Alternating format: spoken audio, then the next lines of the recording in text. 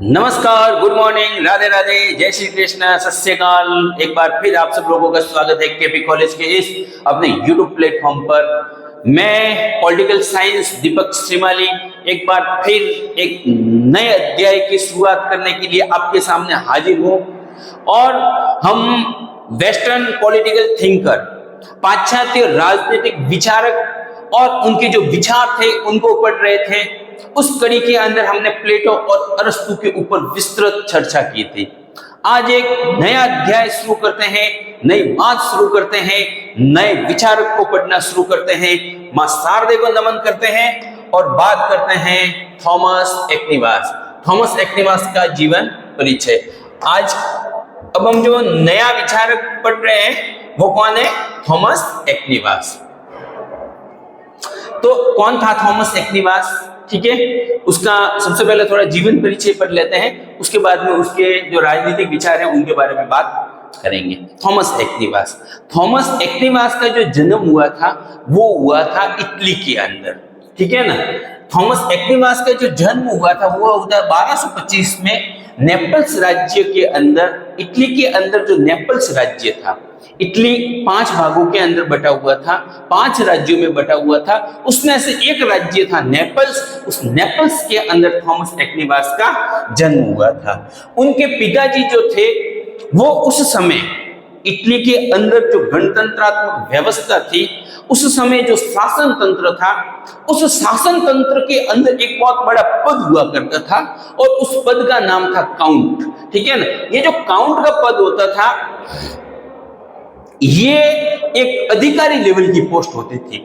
आज के समय में जैसे आईएएस ऑफिसर, आरएस ऑफिसर, जो बड़े बड़े ऑफिसर्स होते हैं, उस ऑफिसर्स लेवल की एक पोस्ट होती थी काउंट। तो उसके पिता उस राज्य के अंदर काउंट के पद पर थे। उसके पिता चाहते थे कि उसका बेटा थॉमस एक्विनास वो भी बड़ा होकर के उसी की तरह बहुत बड़ा राज्य का अधिकारी बने और राज्य के शासन व्यवस्था के अंदर अपना योगदान दे।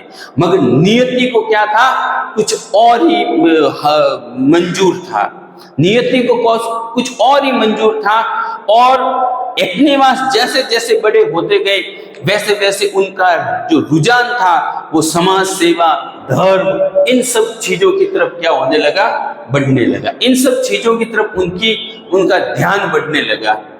और इसी कड़ी के अंदर वो क्या करते हैं, अब देखो पिताजी बड़े अधिकारी थे तो बचपन जो था वो सब सुख सुविधाओं से पूर्ण था, ठीक है ना। और तो बात कर रहे थे कि उसका जो बचपन था वो संपूर्ण सुख सुविधाओं से पूर्ण था। उसकी जन्मजात प्रतिभा को देखकर उसके माता पिता उसे कुछ अधिकारी, राज्याधिकारी बनाना चाहते थे, लेकिन उसके धार्मिक रुझान ने उसके माता पिता के स्वप्न को चकनाचूर कर दिया और उसने 1244 ईस्वी में डोमिनिकन संप्रदाय की सदस्यता स्वीकार कर ली। देखो क्या होता है, वो तो चाहते थे उसके माता पिता कि वो भी उसकी तरह एक बड़ा अधिकारी बने, मगर वो ऐसा होता नहीं। वो क्या करता है, कुछ बड़ा होने के बाद में एक डोमिनिकल संप्रदाय, ये डोमिनिकल संप्रदाय जो था ना वो उस समय समाज सेवा, राष्ट्र, धर्म, ठीक है, इन सब क्षेत्रों के अंदर कार्य करने वाली एक संस्था थी। तो वो उसका क्या बन जाता है, सदस्य बन जाता है। और सदस्य बनने के बाद में क्या करता है, घर को भी छोड़ देता है। घर को भी क्या करता है, छोड़ देता है। फिर उसको अपने जीवन की मुख्य धारा के अंदर लाने के लिए कि थॉमस एक्विनास वापस क्या हो जाए, जीवन की मुख्य धारा में आ जाए, वो शादी कर ले, घर बचा ले, परिवार हो उसका, वो भी राज्य के अंदर एक अधिकारी बने, नौकरी करे, इस प्रकार का हो। तो उसको मुख्य धारा में, एक जो समाज की जो मुख्य धारा होती है, परिवार प्रणाली होती है, उसके अंदर उसको वापस लाने के लिए क्या किया गया कि उसको ये कोशिश की गई, मगर वो क्या है, कोशिश फेल होती है। एक बार तो एक सुंदर लड़की को उनके पास भेजा गया कि तुम जाकर के इसको प्रेम जाल में फंसाओ और इसको वापस मुख्य धारा में लेकर के आओ। मगर जब उसको पता चला एक्विनास को कि ये जो लड़की है ये इस मंसूबे से मेरे पास आ रही है, तो उसने जलती हुई लकड़ी जो थी ना वो उसके ऊपर फेंक दी थी। तो इस प्रकार से वो क्या है कि बाद में जो है धीरे धीरे उन्होंने जर्मनी जाते हैं, सब विभिन्न देशों के अंदर भ्रमण भी करते हैं और अंत में आकर के उनको है ना, उसके बारे में ये बात है 1256 ईस्वी में उसको मास्टर ऑफ थियोलॉजी, ठीक है, जिसको ये मास्टर ऑफ थियोलॉजी की उपाधि दी गई थी। इसके उपरांत उसने ईसाई धर्म के बारे में अनेक ग्रंथ लिखकर ईसाइयत की बहुत सेवा की। अपने समय में महान प्रकांड विद्वान की अल्पायु में 1274 ईस्वी में मृत्यु हो गई।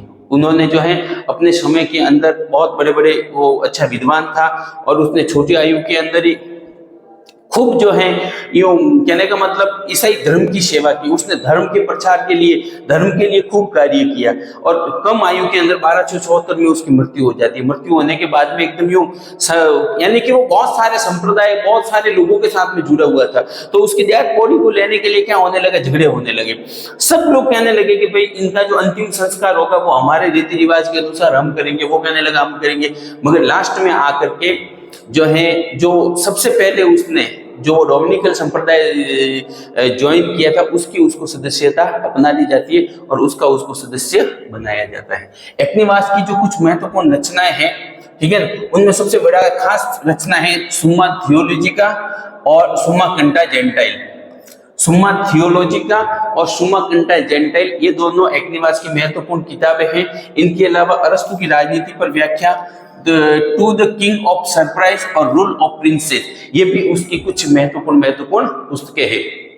हालांकि एक्निवास की और भी बहुत सारी पुस्तकें उसने लिखी है, मगर यहाँ पे हमने कुछ महत्वपूर्ण पुस्तकों के बारे में क्या है बात की है। अब अपन बात करते हैं थॉमस एक्निवास के राज्य संबंधी विचार।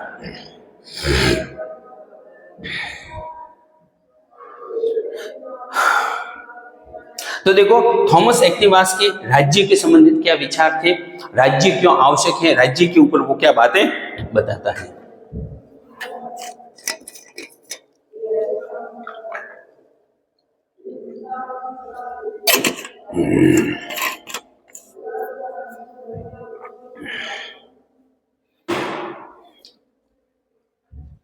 बात करते हैं राज्य की उत्पत्ति। देखो, जिस समय थॉमस एक्निवास हुआ उस समय राज्य के बारे में एक आम धारणा प्रचलित थी और वो धारणा ये थी कि राज्य की जो उत्पत्ति हुई है या राज्य जो अस्तित्व में आया है वो व्यक्ति के पाप कर्म और व्यक्ति के पतन के फलस्वरूप आया है। उस समय के जो विद्वान थे या उस समय के पहले के जो सोफिस्ट लोग थे वो ये मानते थे कि व्यक्ति पाप बहुत ज्यादा कर रहा है, व्यक्ति के पाप कर्मों की सजा देने के लिए व्यक्ति का नैतिक पतन हो गया है। उस पतन की वजह से उनके व्यक्ति के पाप और पतन की सजा देने के लिए राज्य अस्तित्व में आया है और राज्य की जो रचना की है वो ईश्वर ने की है। राज्य की रचना ईश्वर ने की है। मगर हम जिस विद्वान को पढ़ रहे हैं थॉमस एक्निवास इस विचार को, इस बात को पूर्ण रूप से नकारते हैं।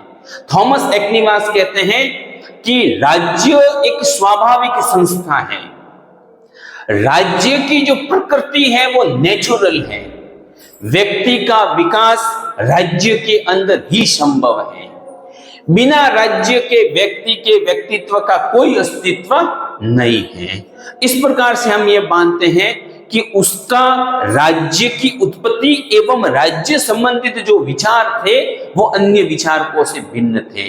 वे उस थॉमस एक्निवास का मानना था कि व्यक्ति अपना संपूर्ण विकास राज्य के अंदर रहकर ही कर सकता है, बिना राज्य के वो अपना विकास नहीं कर सकता। क्या मैंने बातें हैं थोड़ी सी देखते हैं। राज्य की उत्पत्ति के बारे में ईसाई विचारकों का मानना था कि राज्य की उत्पत्ति मनुष्य के आरंभिक पाप और पतन के कारण हुई है। एक्निवास ने मध्ययुगीन तथा उससे पहले के प्रचलित राज्य उत्पत्ति के सभी विद्वानों को नकारते हुए अपने ग्रंथ सुम्मा थियोलॉजिका में राज्य संबंधित विचारों को प्रस्तुत किया है। उसने अपनी प्रमुख पुस्तक, सबसे जो खास पुस्तक है सुम्मा थियोलॉजिका, उसके अंदर राज्य संबंधित विचार प्रस्तुत किए हैं और राज्य की उत्पत्ति की पापमयी धारणा को सरेआम अस्वीकार कर दिया।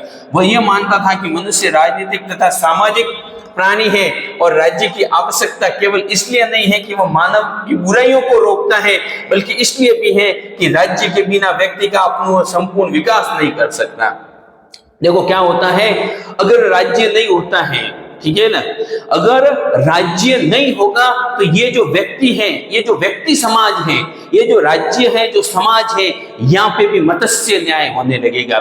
जिस प्रकार से समुद्र के अंदर बड़ी बड़ी मछलियां छोटी मछलियों को खा जाती हैं, उसी प्रकार से अगर सरकार नहीं होगी, अगर राज्य नहीं होगा, अगर पुलिस फोर्स नहीं होगी, अगर सेना नहीं होगी, अगर प्रशासन नहीं होगा, तो यहाँ पे भी इस समाज के जो शक्तिशाली लोग हैं, चाहे वो सामाजिक रूप से शक्तिशाली है, चाहे राजनीतिक रूप से शक्तिशाली है, या आर्थिक रूप से शक्तिशाली है, वो व्यक्ति समाज का जो कमजोर वर्ग है, आर्थिक सामाजिक राजनीतिक रूप से जो कमजोर व्यक्ति है, जो आम व्यक्ति है, उनका शोषण करने लगेंगे, उनको जो है परेशान करने लगेंगे।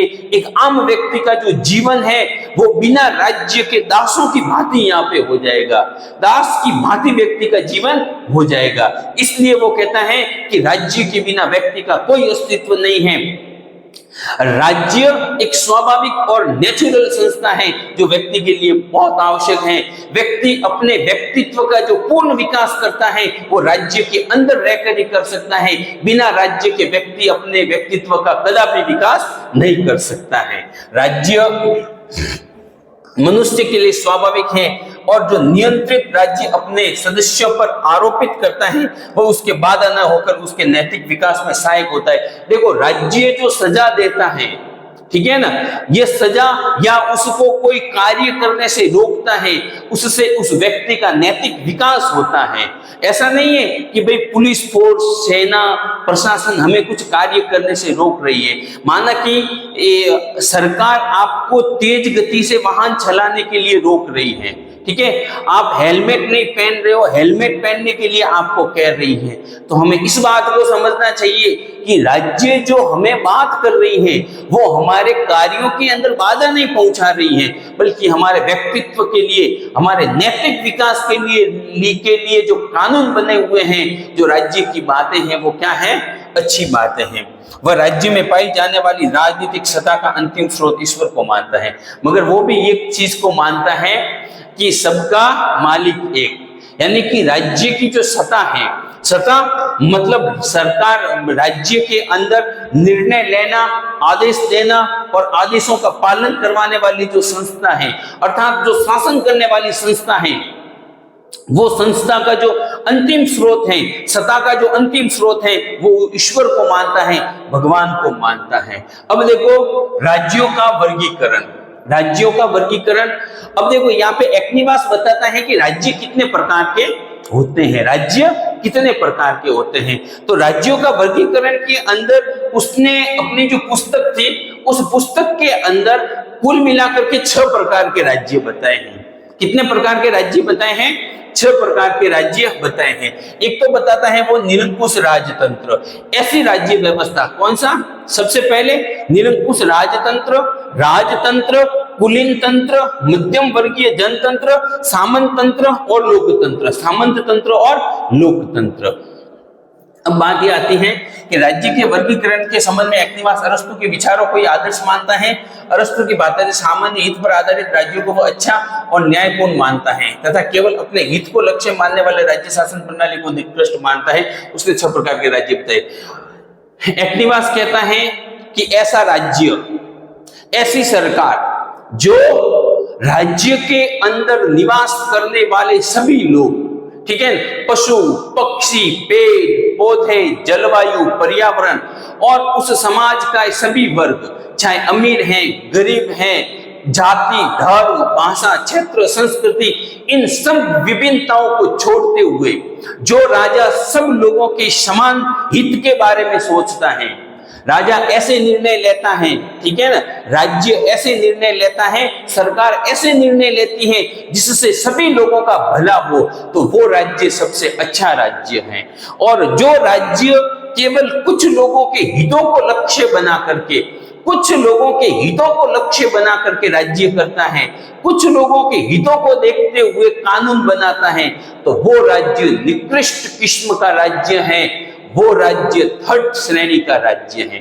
उसने 6 प्रकार के ये जो राज्य बताए हैं, इन 6 प्रकार के राज्यों के अंदर उसने निरंकुश राजतंत्र, अर्थात ऐसा राज्य जिसका जो राजा है वो निरंकुश है, जिसके ऊपर कोई अंकुश नहीं है, सारी की सारी जो शक्तियां हैं वो उसी के पास है, जिसकी ऐसी शासन व्यवस्था जिसके अंदर शासक कहता हो कि मेरा आदेश ही है शासन।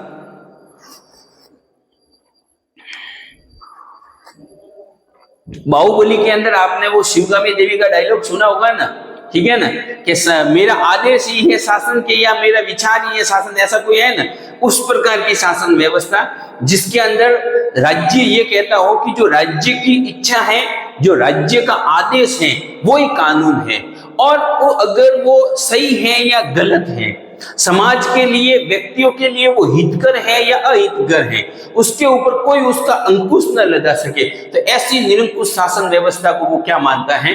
सबसे खराब राज्य व्यवस्था मानता है। कौन सा मानता है?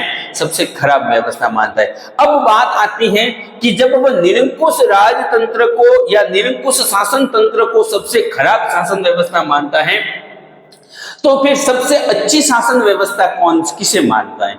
सबसे अच्छी शासन व्यवस्था किसे मानता है? जाहिर सीधी सी बात है, सब लोग कहेंगे लोकतंत्र, डेमोक्रेसी, जनता का शासन सबसे अच्छा माना जाता है।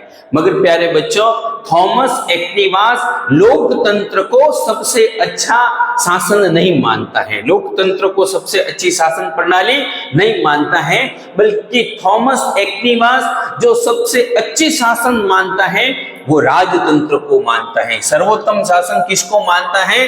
राजतंत्र को मानता है।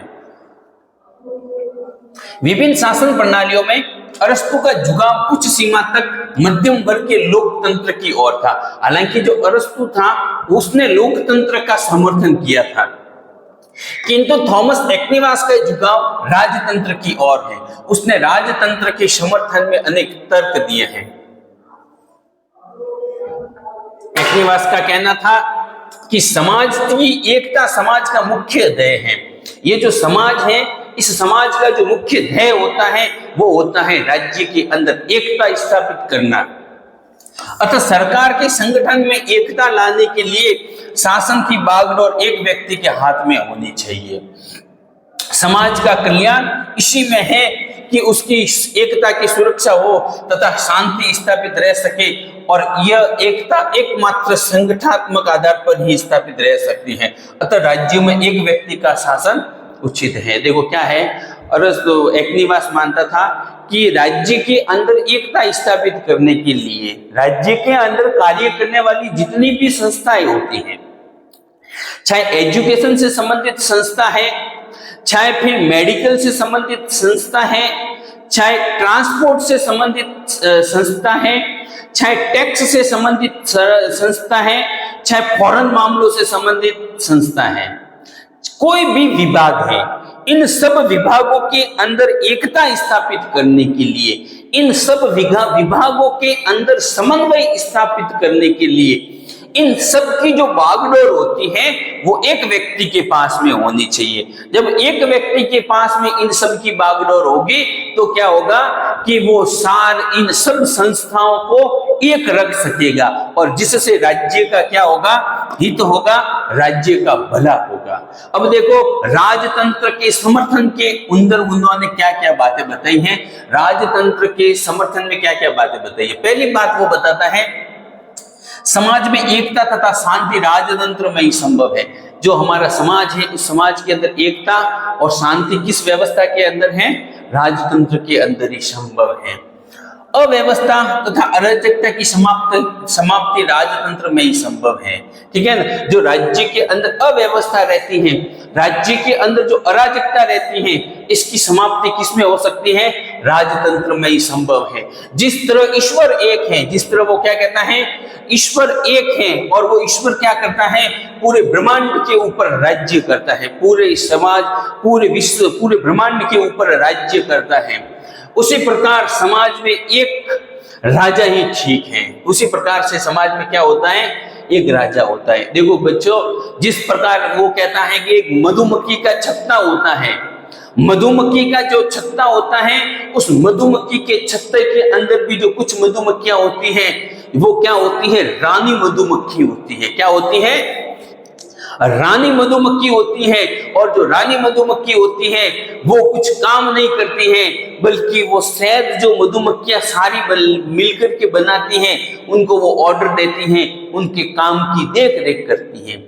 जब एक मधुमक्खी का जो छत्ता है वो भी रानी मधुमक्खी के आधार पर चलता है, रानी मधुमक्खी के ऑर्डर से चलता है, तो फिर ये जो व्यक्ति समाज है उसके अंदर भी क्या होना चाहिए, उसके अंदर भी एक ही व्यक्ति का शासन होना चाहिए। जिस प्रकार के शरीर के ये जो सारे के सारे अवयव हैं या फिर सारे के सारे जो पार्ट हैं, ये सारे के सारे पार्ट जो चलते हैं वो दिल से चलते हैं, ठीक है ना।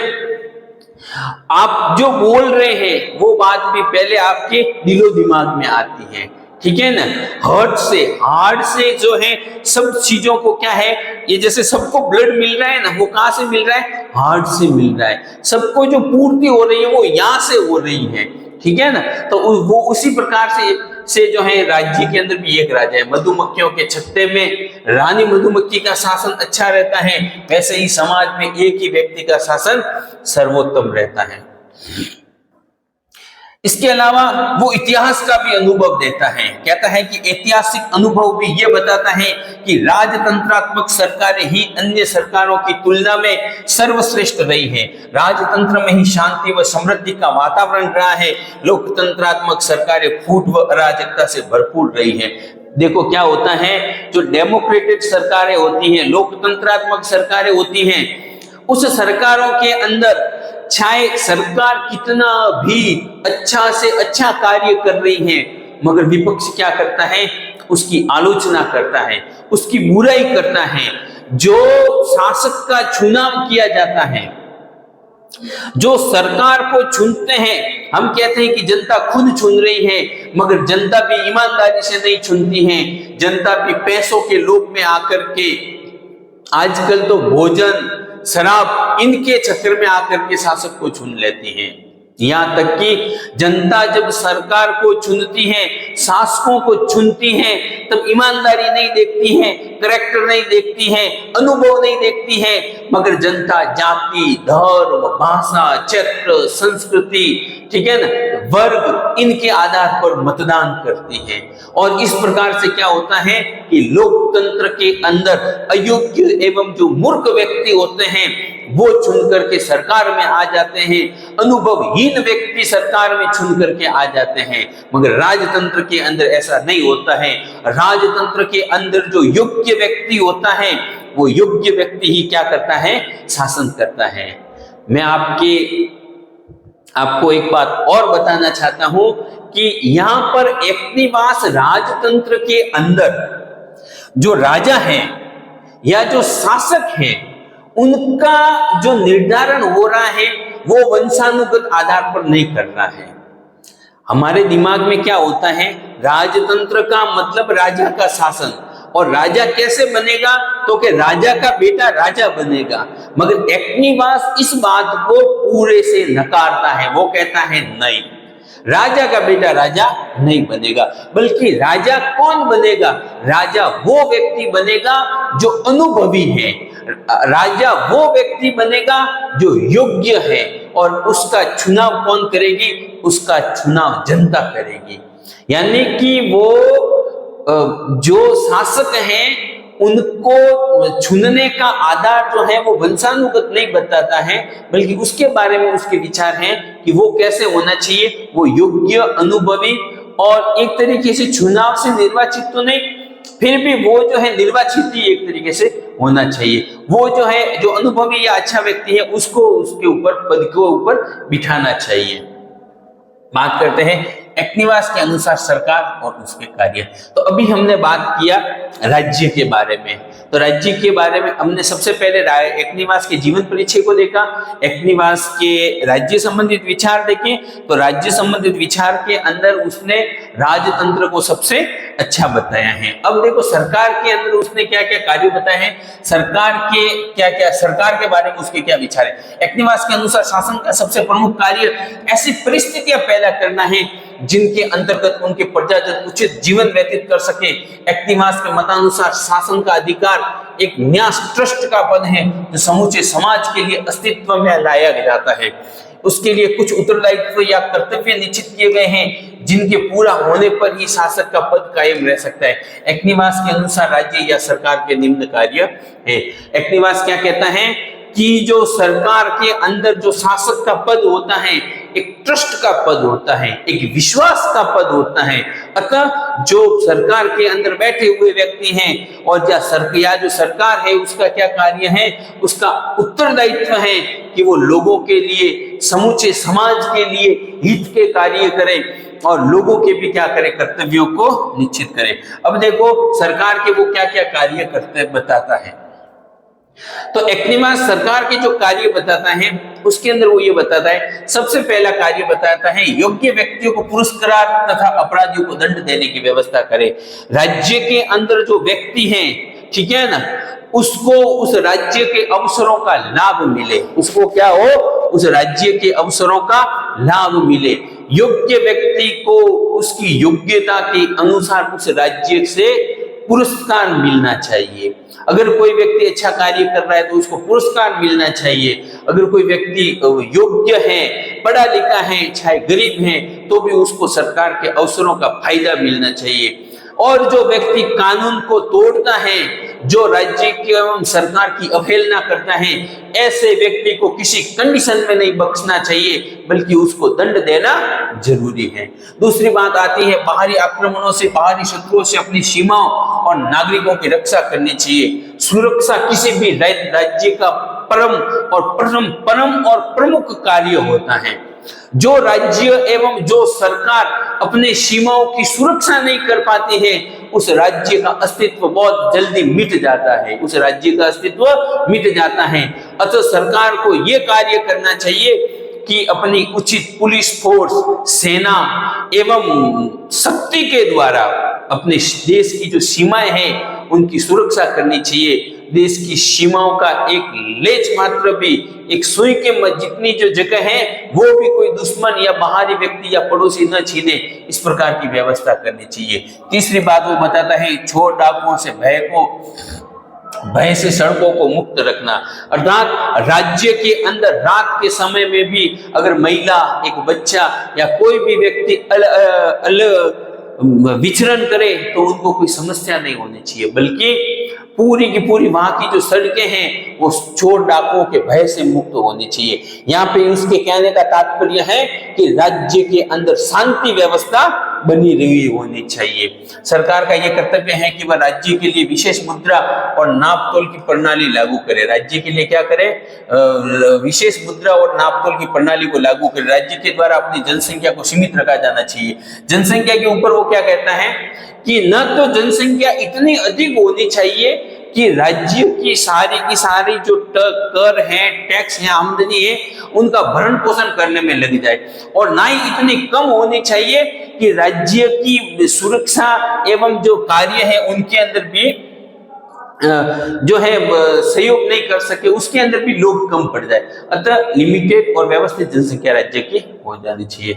इसके अलावा और कुछ वो कार्य होता है, सरकार को राज्य में एकता को बढ़ावा देना चाहिए ताकि शांति कायम हो सके। फूट और दलबंदी को समाप्त करना, ठीक है।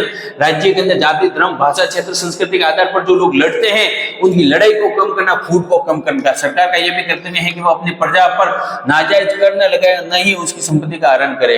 यानी कि सरकार का कार्य है कि वो जनता के ऊपर दुनिया भर के टैक्स नहीं लगाए और उसकी जो प्रॉपर्टी है उसको भी छीनने की कोशिश नहीं करे। सरकार को मनुष्य की मूलभूत आवश्यकता वस्तुओं की पूर्ति बनाए रखनी चाहिए।